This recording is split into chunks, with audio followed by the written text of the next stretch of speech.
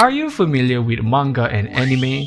If you do, then you probably know a lot of mainstream anime are adapted from manga such as Spy X Family, My Hero Academia, and Jujutsu Kaisen. Well, did you know a popular animated series from Malaysia called BoBoiBoy Galaxy WINDARA is an adaptation from a comic made by the same company called BoBoiBoy Galaxy Comic Season 2, specifically issue 10 until issue 14. I sound like a Marvel fan just now. Today I will address some glaring issues I have with the series that can easily be fixed if the company sticks to the original material, which is the comic itself. If you are familiar with BoBoiBoy as a franchise or BoBoiBoy Galaxy WINDARA as a whole, you can skip to these timestamps. So, you are wondering what the hell is BoBoiBoy, right? BoBoiBoy is an animated series created by Monster and has been aired on television since 2011. 14 years, my guy! The storyline is about a kid named BoBoiBoy and his friends who got superpower watches from a power sphere named Ultrabot. Stay with me. And their mission is to protect the city from evil aliens, especially Adudu. Stay away from this guy. Yaya can manipulate gravity, Ying can manipulate time, and Gopal can manipulate molecules, similar to Atom Eve from Invisible if you watch the show. And our main character, BoBoiBoy, can manipulate elements and split himself into 7, corresponding to his element: Thunderstorm, Cyclone, Quake, Blaze, Ice, Thorn, and Solar. The main plot is mostly about BoBoiBoy's journey to discover the full potential of his elemental superpower. However, in 2016, Monster rebranded the series into BoBoiBoy Galaxy. The characters are teenagers now and the plot is mostly about their adventure in space to discover the full potential of BoBoiBoy's elemental power. By the way, BoBoiBoy can fuse with each other and unlock the 3rd tier of his elemental power. It will make sense later, don't worry. Ooh, spoiler warning if you haven't watched BoBoiBoy Galaxy WINDARA, ooh. But I think it's pretty obvious, right? My first issue with the series is the character design for BoBoiBoy Tempest. To sum up the series into bite-sized pieces for small brain of yours, no offense, it's a fact though.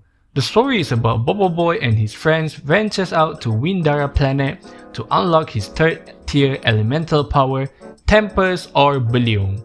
So you might be excited to see what the 3rd tier elemental is gonna look like, right? But first, we're gonna look at the comic version of it. The comic illustrates BoBoiBoy Tempest's design as flowy, with scarves around him, and since this is his 3rd tier power, it might be the time for BoBoiBoy to drop his iconic cap. There are a lot of wind motifs on his clothes, and overall the design is an upgrade from his previous power, Cyclone.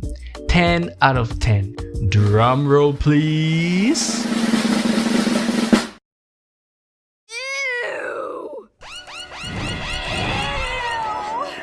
Interesting artifact. Yeah, words could not describe my feelings toward the design, but numbers can.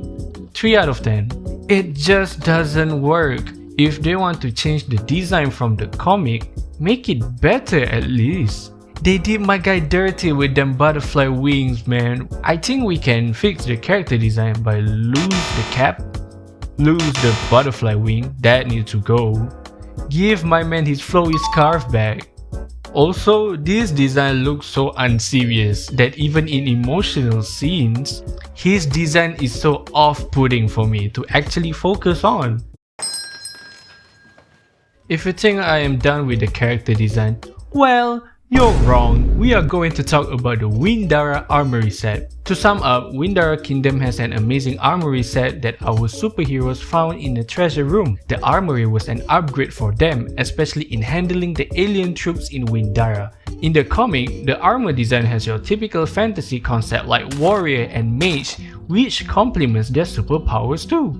For an example, Yaya has a shield to complement her super strength, while Ying has a staff since her super speed deemed as magical. In the show, however, their armory set is based on insects, wasp, ladybug, and an horned beetle, which seemed cool at first, not gonna lie, since Windara planet is based on insects too. However, the design is underwhelming at best. It is fine to change stuff when it comes to adapting media, but it needs to have a strong reasoning or have the same level of technicalities to justify the changes. Gopal and Fang had to share a beetle-inspired armor for comedic effect. Knowingly, both Fang and Gopal have their own dedicated armor in the comic. Like, what beef do Monster have with Fang and Gopal? What I think can be changed with the current design, we need to find a middle ground between medieval fantasy armor and insect concept, cause I think both concept on paper sound so good, just one execute better than the other. Next, give proper armory set to both Gopal and Fang. And lastly, make the armor complemented their superpowers for more readability. Or I don't know, I'm just being nitpicky at this point. So we are going to talk about the company not understanding Gopal's character in the series. The role of Gopal in this series is to be the comedic relief character, but the writer does not know how to make him funny. So Gopal is just painfully unfunny and borderline annoying in the show. If you don't believe me, let's just compare the same joke in the comic and in the show. In the comic, there's an alien crew trying to hijack their spaceship with a hook, and BoBoiBoy asks Gopal to turn the hook into cookies. Gopal asks if he wanted chocolate cookies or Yaya's cookie, which excites Yaya. BoBoiBoy cheekily say chocolate cookies since Yaya's cookies are very hard. So they have this joke that Yaya cannot bake cookies at all. When Gopal tried to turn the hook, it was too late for them. So I'm just gonna show the clip from the show.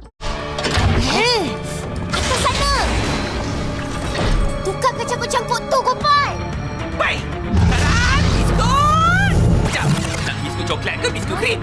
Ish, biskut apa-apa je lah. Okey, got it. Asalkan bukan biskut kau. Sebab biskut kau kan keras. Ish, apa kau cakap?